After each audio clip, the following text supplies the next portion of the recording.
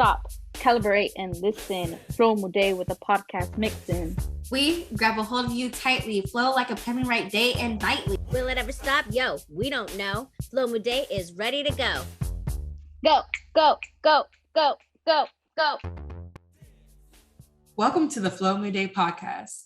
We thought it would be amazing to share with you some of our understanding of collaboration and how we applied it into our personal lives and academic relationships. This collaboration develops our knowledge of each other and the frameworks that we strive to comprehend in the cultural studies practice. This podcast is brought to you by FloMuDae, and it includes Darchelle, Flor, and Mumtaz, who are students in the Masters of Cultural Studies program at the University of Washington Bothell. So let's tune in, turn up, and grab that sweet tea because we're about to spill it. Before we get started, let's do some host introductions. My name is Darchelle Burnett, and my pronouns are she, her, and hers. I am a Virgo, and something that drives me is the ability to create spaces for individuals that look like me, think like me, identify similar, those who are Afro-Indigenous, Black, Native American, those who feel like they need more spaces to feel themselves in, not just at home or at the park, having places in schools, having places in their places of work. And that's just something I'm passionate about. And I'm gonna pass the torch to Flor. Hey everyone, my name is Flor Reyes. My pronouns are she, her, hers. My zodiac sign is Libra, so I bring a balance to the world. And my passion, what drives me is supporting first-gen students of color, and helping them achieve their dreams, if it's going to college, getting a good job, whatever it is. That's what drives me. And I'm going to pass it on to Mumtaz. Thank you. Hey, everyone. I'm Mumtaz. My pronouns are she, her, and I'm a Virgo. There's lots to be said about that. Some things that drive me are family and justice and equity work. Darchelle? Yeah, so I want to say howdy one more time, and I hope that everyone is doing prolific. Yes, I said prolific. It's like, combining terrific and pause because we're Huskies. And I also want to thank, yeah, whoop, whoop. I wanted to thank LV, who actually introduced this course to us and is leading this course on collaboration and cultural studies. And I also want to thank Mumtaz and Flor for wanting to join this podcast and create it with me. They are all encompassing of the FloMuDae, and I really appreciate the time and effort that they put into learning about cultural studies in all aspects. And ever since the ending of LB's course, I really wanted to dive more into understanding collaboration and the projects that are both within it and around it, especially after listening to Barrett Macaulay's discussion from the cohort. She did a wonderful job of introducing some of her projects that she's done and also the processes that she's developed within them. And so one of the things that I've gravitated towards was understanding the dynamics of collaborative building and this idea of change that can happen for individuals within. A lot of the times when we're committing to a project, we're also committing to relationships, and we're committing to so many different things within that we're not really understanding how it's changing us. Yes, we see the superficial side, we see the statistical side of things, but these are often like small moments that are gradually turning into bigger ordeals. And one of those things that I got from Macaulay's presentation was just this thought of delivery and this thought of changing dynamics and understanding dynamics of others and what that can consist of. And so in that presentation, I was like wondering about the identity of a Black person in collaborative building, because the Black person is not something singular. So I asked her about what it means to be international, be an international Black person, and how someone from Ghana could be working with someone who's from the States who might not know like their African heritage if they do consider themselves African American, or if they're from the Caribbean, or if they're from another island that's labeled as somewhere that Black individuals or brown individuals are from. So I kind of looked at this dynamic of change of collaboration as a way of understanding myself and my relationship to the people that I'm working with. And so that's like a dynamic that we have to understand when we're thinking about the people that we're working with, because we have to understand who they are and how that works and how we can carry authenticness and the way of understanding the whole project and how that affects the people working it, not just the people that we're trying to impact. She really brought us into a more confused state for some areas, trying to understand what we can do to like alter our perceptions. But that's just something that I've kind of got from it. Yeah. And I was wondering, did y'all have anything to say about that, maybe? Yeah, I was going to say too, I really appreciated there was a part in that conversation where she was talking about what happens when collaboration work. You meet those moments of difficulty, and it's set with me, and I've had many moments of pause with it because she talked about saving the relationship over the project. And I've thought about like, where do those investments in the project need to be put aside, and how does that relationship building that you work together in something, how do you build that enough that you would save that relationship over the project?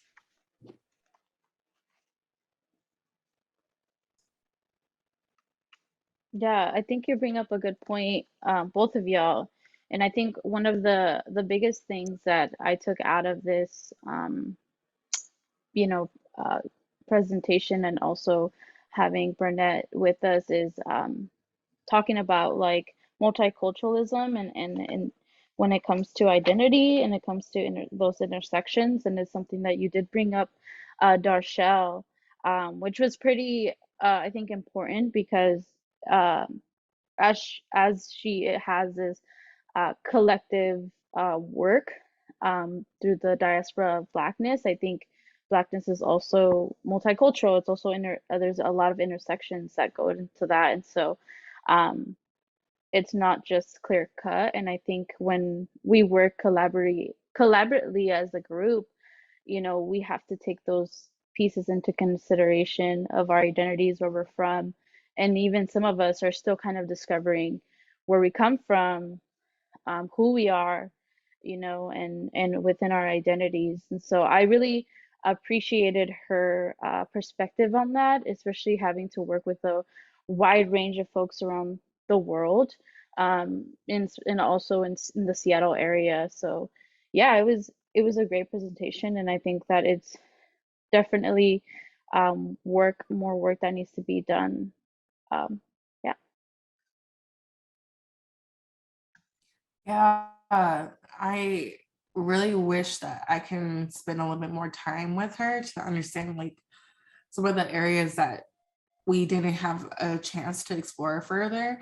I was like looking over my notes a little bit, and one of the things that I got out of it was that, well, I kind of mentioned it in the beginning, is about the commitment that comes with collaboration. And one of the really phenomenal things that she said that I just pondered over was that most of the time you want to commit to the relationship and save the relationship before you even try to save the project that you're working on. If the project's going downhill, most people would probably rather go for the relationship than save the project, because sometimes it's not worth putting one over the other, which I thought was really interesting.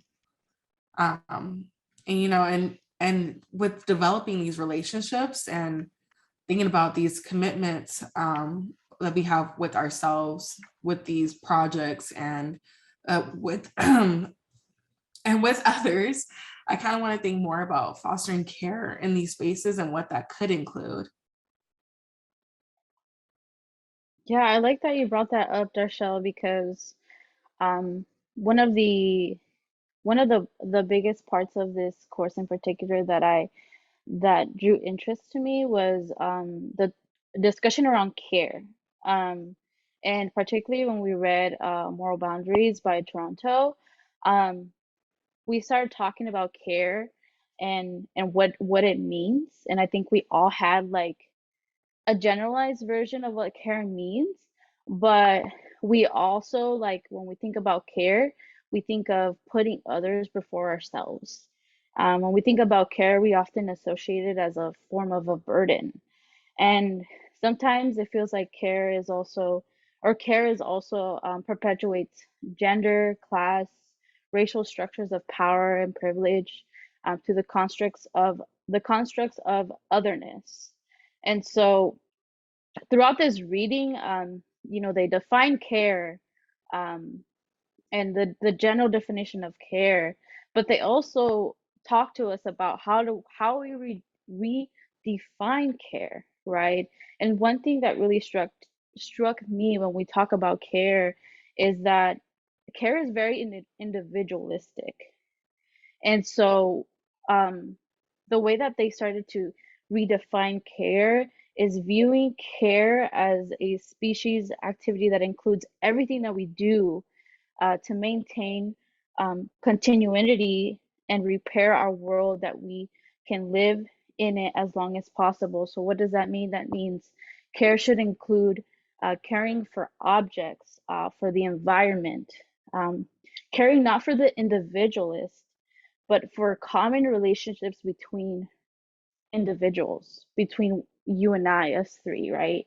Um, Activity of care is defining in various cultures differently. So just not, uh, care can look differently in different cultures, and bringing that in, not just the westernized version of what we think care is.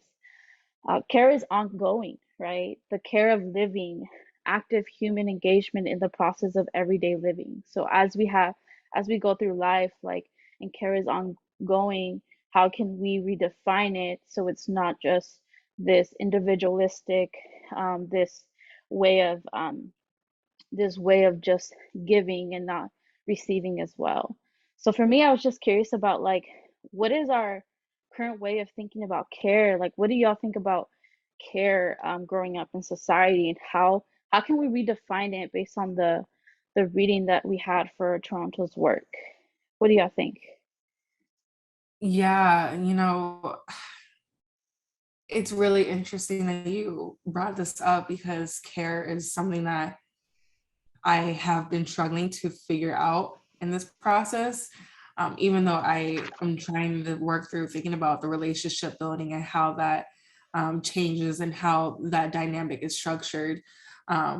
We also have like this huge culture of self-care right now. And what does self-care look like? It's for the self. So how are we putting care into the work? So how are we putting work care? But I don't want to label it like that because that sounds kind of iffy, if that makes sense. For the academic purposes, I've tried to establish care into thinking about the impact of not just me, but the folks who are editing or looking over my readings. So that's kind of a way that could be redefined or reissued. But it's something that's really going to be hard for a lot of folks, especially myself, because it takes a lot to acknowledge and then one continue to change after you acknowledge it. So that's something I was thinking about.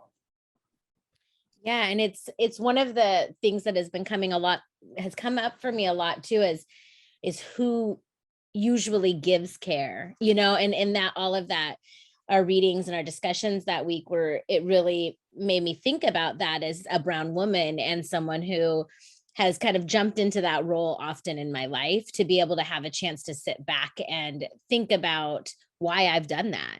And then, how society functions in ways that I can look around and see a lot of people of color doing that, and women doing that often as the first person to jump in and show kind of care in lots of different ways. But it has been these moments for me where I've actually, because I'm conscious of it now, thought like, who else would step forward into this if I didn't?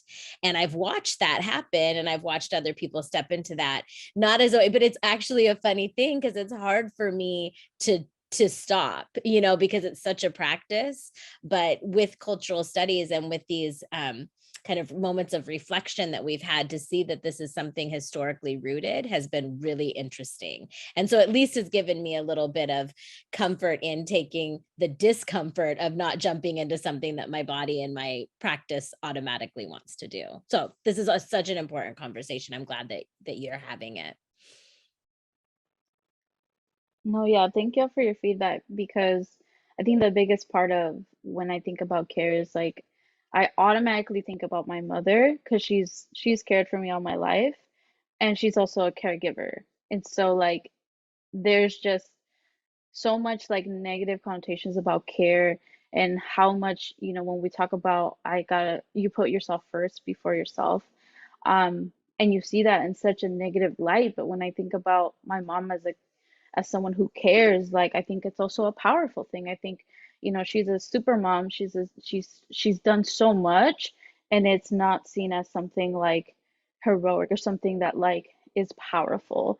And so I wanted to bring that to light because I think care is again often seen as a burden, but it is very much something trans that can make change and it is like important into our world. And I mean, she's impacted me so much, to know where I'm at today. So I just want I this is the reason why I enjoy these discussions is because even just talking about particularly care is something that we never think about.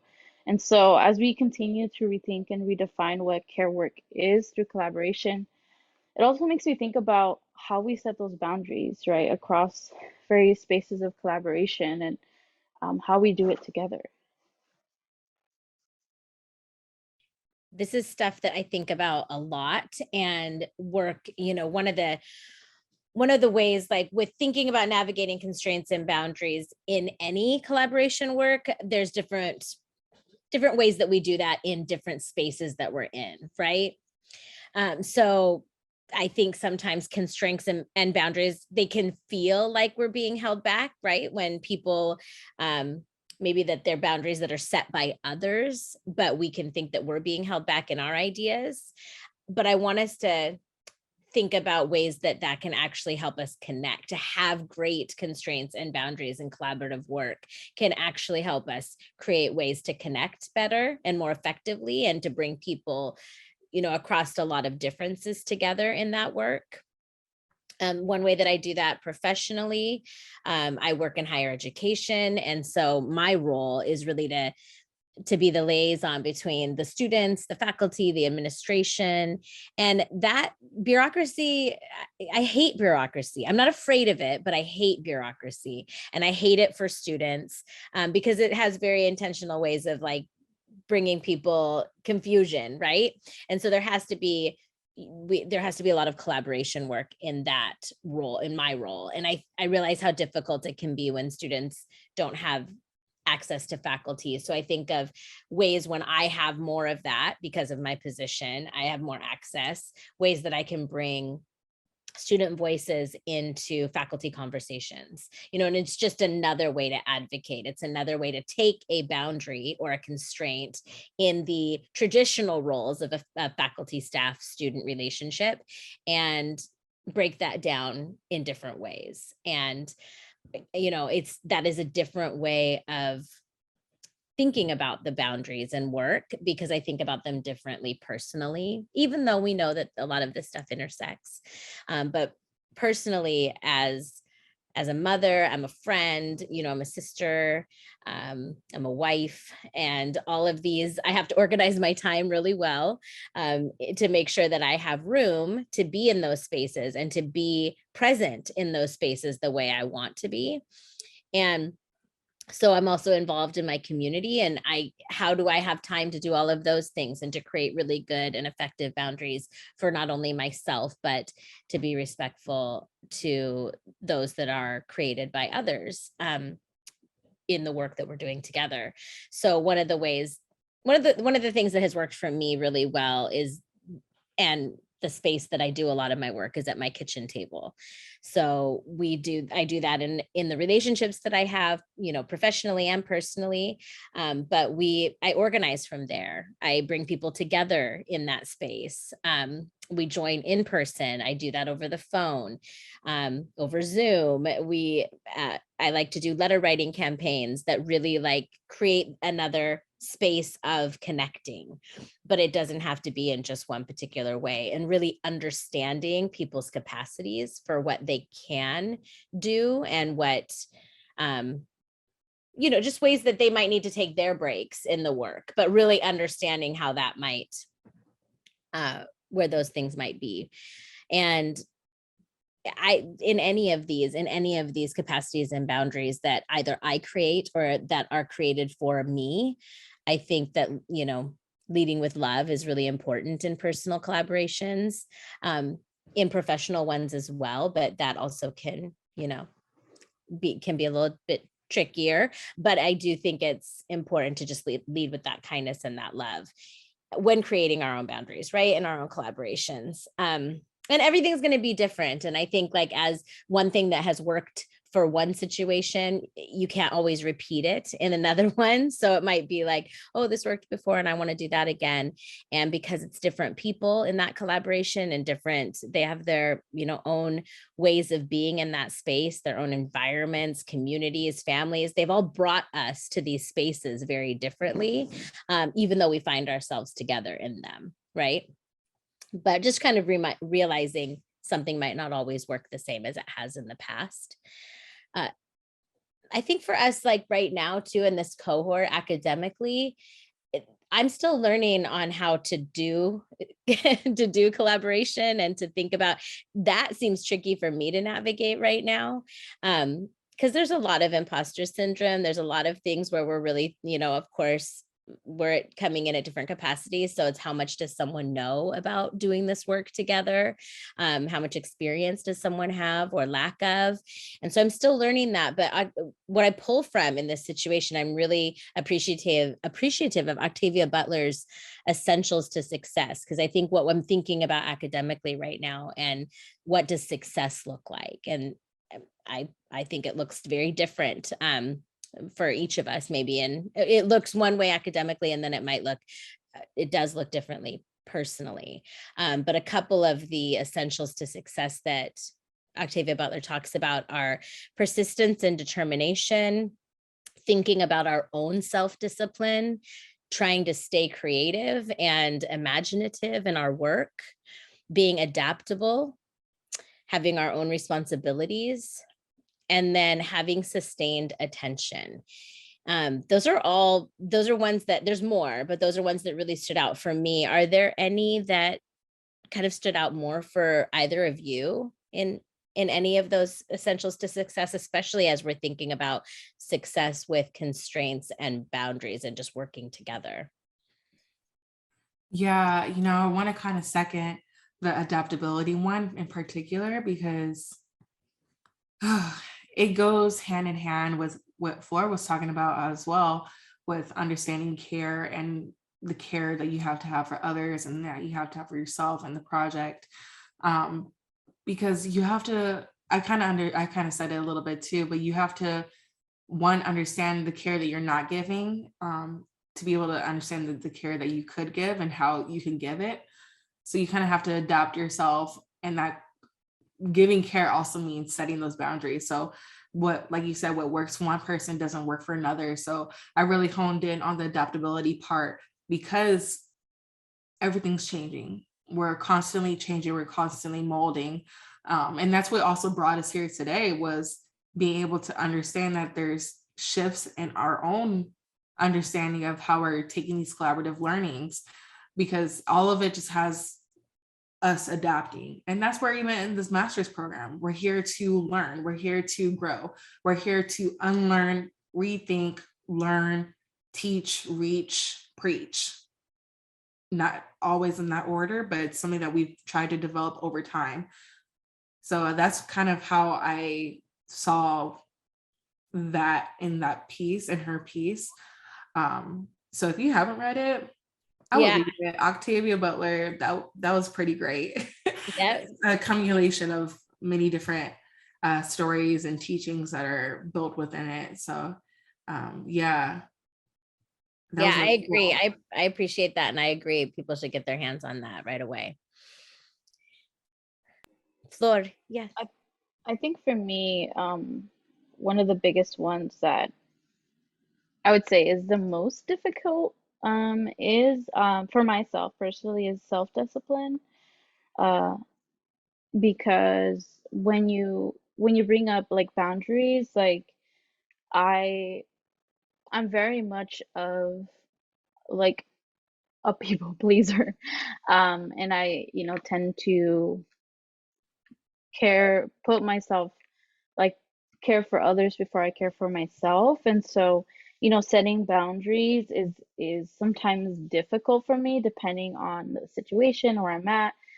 Particularly like when it comes to collaborating in workspaces where there's a lot of different positionalities, hierarchies that happen. And so that's definitely like an ongoing thing that I uh, will put into practice. And there was something in a discussion that we had a few weeks ago that someone mentioned um, the definition of boundaries, and boundaries are just stating your needs, like what you need um, in order to collaboratively work. And then rules, setting rules as a collective as something that we all need, or that a structure, right? A part of a group. Um, it was along the lines of that, and it really made me rethink about boundaries, right? And made me think about what are the things that I need to be successful, right? To work collaboratively, work as a team, and feel comfortable, um, and be my full set self to be able to be successful in a group setting, or when we're talking about collaboration. And so I would say for myself, like that is definitely something that I'm working towards, and being more like looking within and trying to be honest within myself of what is it that I need, and not look outwards, right? Like outwards Mhm. of what others need. And so it's definitely a lot of work. It's a lot of self work, but I know that it's something that needs to be done so that I feel fulfilled and I feel that success that Octavius Butler mentions, right?